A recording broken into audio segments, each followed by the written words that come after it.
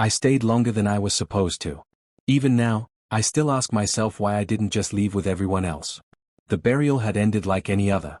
People cried, some quietly, some loudly. A few stood in silence, staring at the ground as if they were waiting for something, or someone. The sky was already turning gray, that dull color that comes just before evening settles in. One by one, people began to leave. Cars started up. Voices faded. Footsteps moved away from the graveside until the place slowly became quiet, too quiet. I should have left too. But I didn't. At first, I told myself I was just paying my last respects. The person we buried meant something to me, not very close, but close enough that leaving immediately felt wrong. So I stayed back, standing a few steps away from the fresh mound of earth. The air felt different. Not cold. Not warm. Just heavy. Like something unseen was pressing down on everything.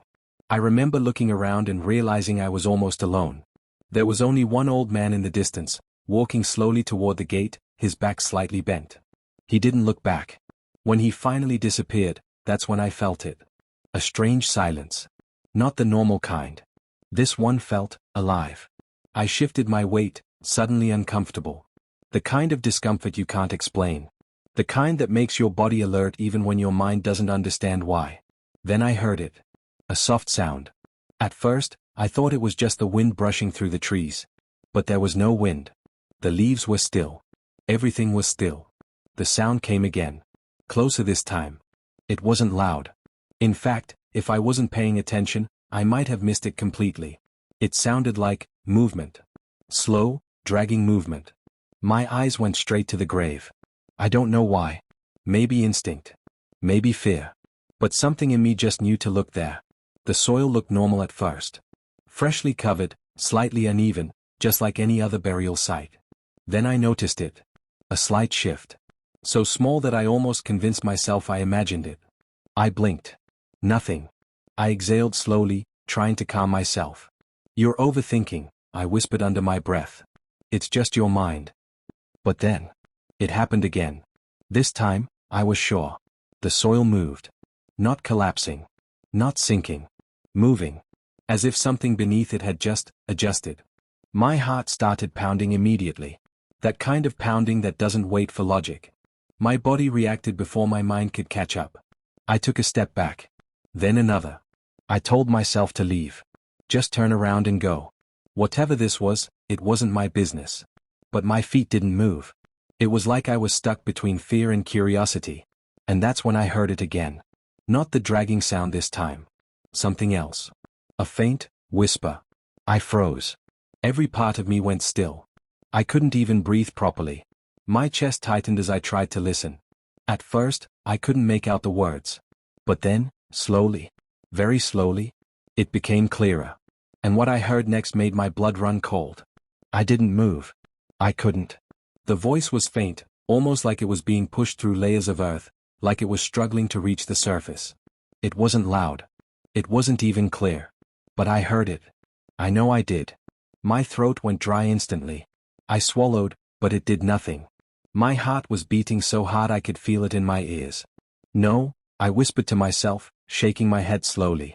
No, that's not possible. I took another step back, my shoes scraping lightly against the ground. The sound echoed more than it should have, like the silence around me was amplifying everything. Then it came again. Please. This time, there was no doubt. It was coming from the grave. My entire body went cold. I looked around quickly, hoping, praying, that someone else was nearby. That maybe someone else had heard it too. But the place was empty. Completely empty. The gate in the distance stood still. No movement. No voices. Just me, and that grave. For a moment, I considered running. Just turning and leaving everything behind. Pretending I heard nothing. Pretending none of this was happening. But something held me there. Maybe it was fear. Or maybe it was the thought that, what if someone was actually alive down there? That thought alone made my chest tighten. What if they buried him too soon? What if? Help me. The whisper came again, weaker this time. Desperate. I stepped forward without realizing it. One step. Then another. My legs felt heavy, like I was walking through something thick and invisible. Every instinct in me was screaming to stop, to run, to get as far away as possible. But I kept moving. Until I was standing right in front of the grave. The soil looked undisturbed again. Calm. Still. As if nothing had happened. I stared at it, my breathing uneven, my hands slightly shaking. I didn't know what I was expecting to see. A hand? Movement? Anything? But there was nothing. Just silence. Then suddenly, a soft thud. Right beneath my feet. I jumped back immediately, my heart nearly stopping. The sound wasn't loud, but it was enough. Enough to confirm that something was definitely not right. I backed away slowly, my eyes fixed on the ground. Another thud. This time, slightly stronger. Followed by a faint scraping sound.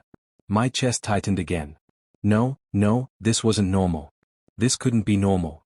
I turned slightly, thinking about running to the gate, maybe calling for help, maybe getting someone, anyone, but then something stopped me. A memory. The way the old man had left earlier. Slow. Silent. Without looking back. At the time, it didn't mean anything. But now, it felt wrong. Very wrong. I glanced toward the gate again. Still empty. But for a brief second, I felt like I wasn't alone anymore. The air changed. That heavy feeling returned, stronger this time. Pressing against my chest, making it harder to breathe. Then I heard footsteps. Behind me. Slow. Deliberate. I froze completely. Every muscle in my body locked up as the sound came closer. The steps weren't hurried. Whoever, or whatever it was in no rush. I didn't want to turn around.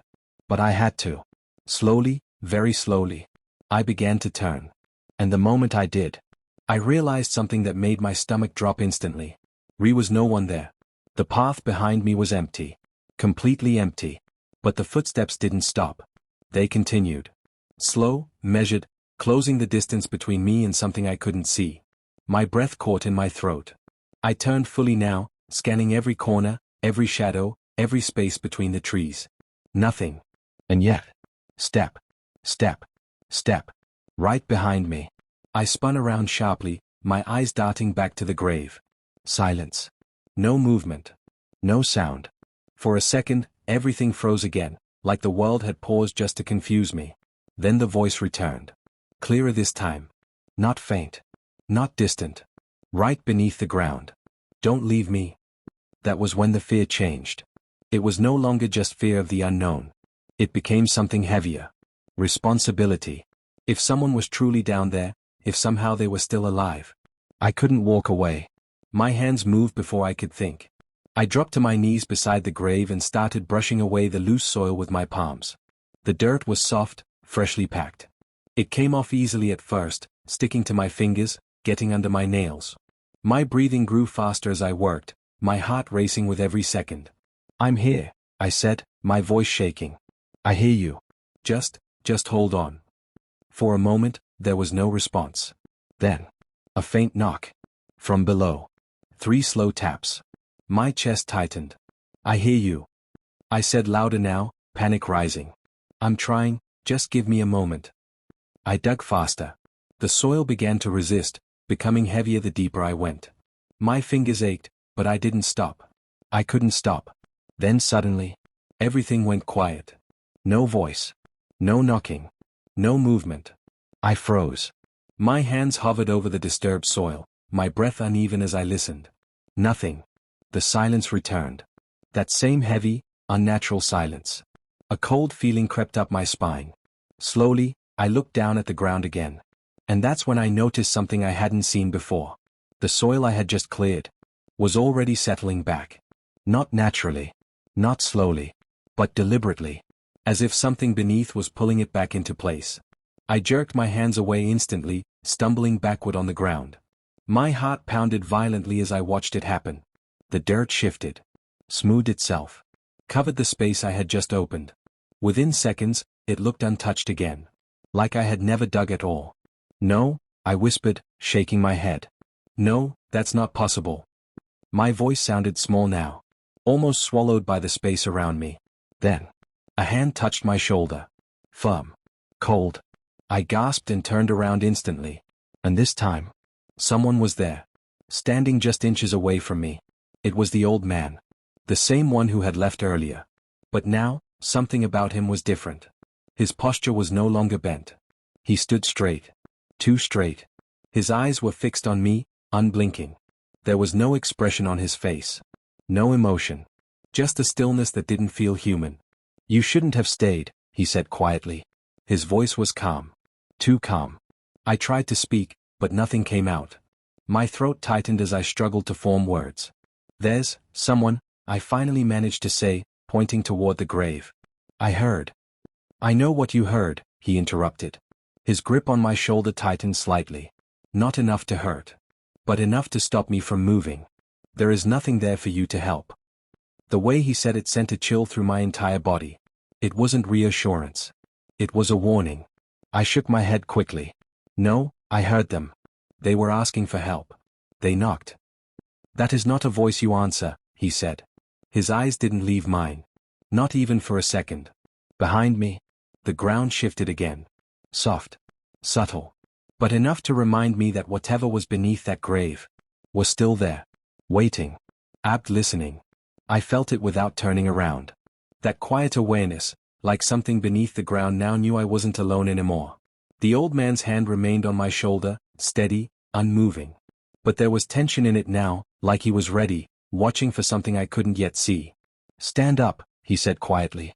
This time, I didn't argue.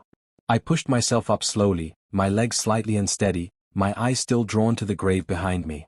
Every instinct in me wanted to look again, to confirm if the soil was moving, if something would break through. But I didn't. I couldn't. Don't look at it again, he added, as if reading my thoughts. His voice was low, controlled, but there was urgency underneath it. What is it? I whispered. What did I hear? For a moment, he didn't respond.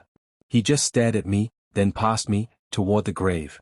When he finally spoke, his voice was even quieter. Not everything that calls for help needs to be helped. A chill ran through me instantly. Behind us. Tap. I froze. It came again. Tap, tap. Slower this time. More deliberate. Like it knew we were both listening now. My breathing became shallow. You hear that? I asked, my voice barely above a whisper. I hear it, he said. Then we have to do something.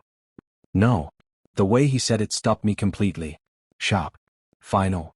No matter what you think you heard, no matter how real it sounds, you do not respond to it. Another sound came from the grave. But this time, it wasn't knocking. It was shifting. A low, dragging movement beneath the earth, like something adjusting its position. The soil above it trembled slightly, not enough to break open, but enough to confirm that whatever was beneath it was not still. My heart started racing again. It's moving, I said, panic creeping into my voice. The old man didn't reply immediately. Instead, he slowly stepped forward, placing himself between me and the grave. Blocking my view. Stay behind me, he said. Something about that made everything feel worse. If he was standing in front of it, what was he expecting to happen? The air grew heavier again. Thicker. Harder to breathe. Even the light around us seemed to dim slightly, as if evening had suddenly rushed in without warning. Then the voice came back. But it wasn't weak anymore. It wasn't distant. It was clear. Right beneath the surface. You came back. My stomach dropped. I hadn't told the old man about that part. That the voice had changed. That it sounded aware. The old man's shoulders stiffened slightly. He heard it too. I didn't leave, the voice continued, softer now, almost calm. You stayed, just like before. My chest tightened. Before. I whispered. I looked at the old man, confused. What does it mean before? I've never. Quiet, he said sharply. But it was too late. The ground shifted again. This time, stronger. A visible crack formed along the surface of the soil. Thin. But spreading. My breath caught as I watched it. No, the old man muttered under his breath. Another crack appeared. Then another. The soil began to separate in slow, uneven lines, like something underneath was pressing upward, testing the surface. I took a step back instinctively. What is happening? I asked, my voice shaking. The old man didn't answer. His focus was locked on the ground. Then he did something that made my confusion grow even deeper. He reached into his pocket and pulled out a small object. I couldn't see it clearly at first. But as he held it up, I realized it wasn't just an object. It was something worn. Something old. Something that looked like it had been used before. Many times. And the moment he brought it out, the movement beneath the ground suddenly stopped. Completely. Silence fell again. But this silence was different. It didn't feel empty. It felt like something had paused, just to watch what he would do next. The old man didn't speak. He just held the object in front of him, steady, like he knew exactly what he was doing. Now that I could see it clearly, my chest tightened again. It was a small, worn pendant. Dark, almost black, with faint markings carved into its surface. Not decorative. Not random. The kind of markings that looked like they meant something, something old. His grip on it was firm. Careful. Like he understood its weight. "Don't move," he said quietly. I didn't. I couldn't. Even the air felt like it was holding its breath. The ground in front of him remained still, but I could feel it, that presence beneath it. Not gone. Not asleep. Waiting. Watching. The old man took one slow step forward and lowered the pendant slightly toward the cracked soil. The moment he did, a sound rose from below. Not a voice this time. Not knocking. Something deeper. A low vibration, almost like a distant growl, muffled by the earth but strong enough to make my chest tighten. I took another step back. "What is that?" I whispered. He didn't answer. Instead, he pressed the pendant closer to the ground. And then, the voice returned. But it had changed. Completely. No longer weak. No longer desperate. Now it sounded calm. Controlled. "You brought it again." My stomach dropped. Again? I looked at the old man, but his expression didn't change. If anything, his face became even more focused, more serious. "You shouldn't have answered," the voice continued, softer now. "You know what happens when you answer." The old man finally spoke. "This doesn't concern you."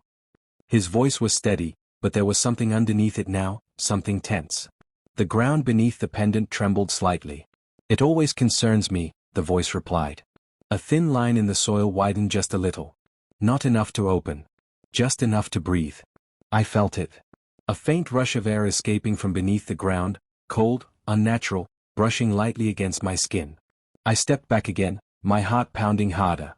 "This isn't right," I said, shaking my head. "We need to leave. Whatever this is." "Stay where you are," the old man said without looking at me. His tone had changed. More serious. More urgent. "Do not run. Do not turn your back. And no matter what you hear next, you do not respond." My throat tightened. "What do you mean?" The voice cut in. Closer now. Clearer. Not from the ground this time. From behind me. "You always ask too many questions." I froze. Every part of my body went still. Slowly, very slowly. I turned my head. There was no one there. But the feeling. That feeling of someone standing just inches away. Breathing. Watching. It was stronger than before. "You hear me now, don't you?" the voice whispered. Right beside my ear. I gasped and stumbled forward instantly, my heart racing out of control. "It's not in the ground," I said, panic rising. It's here." "I know," the old man said. That was when everything inside me dropped. He knew. He had known. From the beginning. The ground in front of him suddenly cracked wider. A sharp, dry sound split the silence as a section of soil lifted slightly, then dropped back into place. Again. Then again. Each movement stronger than the last. The old man raised the pendant higher this time, his grip tightening. "You've crossed your boundary," he said firmly. For a moment. Everything stopped. No movement. No sound. No voice. Just that heavy, suffocating silence. Then. A soft laugh. Low. Cold. And unmistakably close. "And you brought someone new." My breath caught. Slowly, carefully. I looked down. And that's when I saw it. Right at my feet. A footprint. Fresh. Pressed into the soil. But I hadn't moved. And neither had the old man. Another footprint appeared beside it. Forming slowly, as if something invisible had just taken a step forward. Closer to me. I couldn't breathe. "Don't look down," the old man said quickly. But it was too late. Because the moment I saw the second footprint, a third one began to form. And this time, I felt it. Right in front of me. Something standing there. Close enough to touch. Close enough to reach. And then, very slowly, something brushed against my hand. My hand jerked back instantly. I didn't think. I didn't breathe. I just reacted. But whatever touched me didn't pull away. It followed. Light at first, like a test. Then firmer. Cold. Unmistakably real. I stumbled backward, my chest tightening as panic surged through me. It touched me, I said, my voice breaking. It just. I know, the old man said sharply. For the first time, there was urgency in his voice. Stand still. But I couldn't. Every instinct in me was screaming to move, to get away, to run as far as I could from whatever was standing in front of me. Another footprint pressed into the soil. Closer. Then another. Each one forming with slow, deliberate pressure, as if something invisible was walking toward me, step by step. The air around my arm grew colder. That same sensation returned. But stronger. It wasn't just touching me now. It was holding on. Not tight. Not painful. Just enough to let me know it was there. Aware. Present. You hear me clearly now, the voice whispered. Right in front of my face. I froze. My eyes stared into empty space, but my body knew something was there. Something standing inches away. I asked for help, it continued, calm, almost gentle. And you answered. My throat tightened. I didn't know. Exactly. The word came out soft, but final. Behind it, the ground shifted again. A deeper crack split through the soil, stretching across the surface like a line being drawn. The old man stepped forward quickly, raising the pendant between us. You stop here, he said firmly. The pressure on my arm tightened slightly. Not aggressive. But intentional. As if it was acknowledging him. You always bring that, the voice said, quieter now. And every time, you think it changes something. The old man didn't respond. He just held the pendant steady, his eyes fixed on the space in front of me. For a moment, everything paused again. Then, the grip on my arm slowly began to slide. From my wrist, up toward my elbow. Cold. Controlled. Deliberate. I couldn't move. Not because I didn't want to, but because something inside me had gone completely still. Like my body was waiting. Listening. You shouldn't have let him hear me, the voice continued. Something about that sentence made my chest tighten. I looked at the old man. What does that mean? He didn't answer immediately. And that silence, that hesitation. It made everything worse. He wasn't supposed to hear you, the old man said finally. His voice was low now. Careful. Measured. The presence in front of me seemed to react to that. The air shifted slightly. But he did, the voice replied. The grip on my arm stopped moving. Then slowly. It tightened. Not enough to hurt. But enough to make my breath catch. And now, he's listening. A sudden pressure built in my chest. Not physical. Something deeper. Like a weight pressing inward. You feel that? The voice asked softly. I didn't answer. I couldn't. Because I did feel it. A strange pull, like something inside me was being drawn forward, toward it. The old man stepped closer, his voice sharper now. Let him go. For the first time? The voice didn't respond immediately. The silence that followed felt different. Heavier. Longer. Then. You know that's not how this works. The ground beneath us trembled slightly. Another crack spread across the surface, wider this time, the soil lifting just a little before settling again. The old man's grip on the pendant tightened. You don't take what isn't yours. A pause. Then. A quiet exhale. Almost like disappointment. He answered. The words landed heavily. Slow. Certain. Final. And in that moment, the pressure in my chest deepened. Stronger. Pulling harder. I staggered slightly, my vision blurring at the edges. Something's wrong, I said, my voice unsteady. The old man moved quickly now, placing his other hand firmly against my shoulder. Focus, he said. Do not follow it. I'm not trying to. Yes, you are. That stopped me. Because he was right. Without realizing it. My body had already started leaning forward. Toward it. Toward something I still couldn't see. The grip on my arm loosened slightly. Not releasing. Just easing. Inviting. Come closer, the voice whispered. Soft. Patient. Right in front of me. And this time. Something inside me responded. Something inside me responded. Not my voice. Not my thoughts. Something deeper. Before I could stop myself, I took a step forward. The moment my foot touched the ground, the old man's grip tightened sharply on my shoulder. Stop. His voice cut through whatever was pulling me. Hard. Clear. Real. I froze. My chest heaved as I tried to regain control, my heart pounding violently. For a second, everything felt like it was splitting in two, part of me wanting to move forward, and the other part fighting to stay back. Look at me, the old man said. I forced my eyes away from the empty space in front of me and turned to him. His expression had changed. There was no calm left. Only urgency. You're not the first person to hear that voice, he said. And you won't be the last. But if you follow it, even once, it doesn't let go. My throat tightened.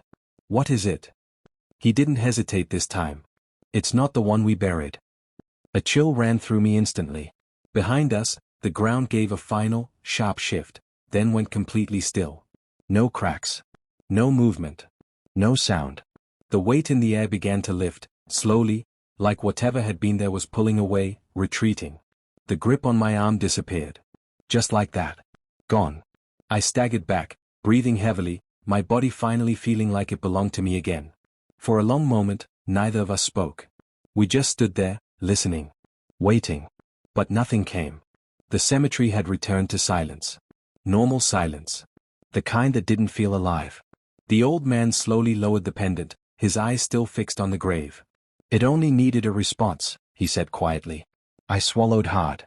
And if I had taken another step? He looked at me.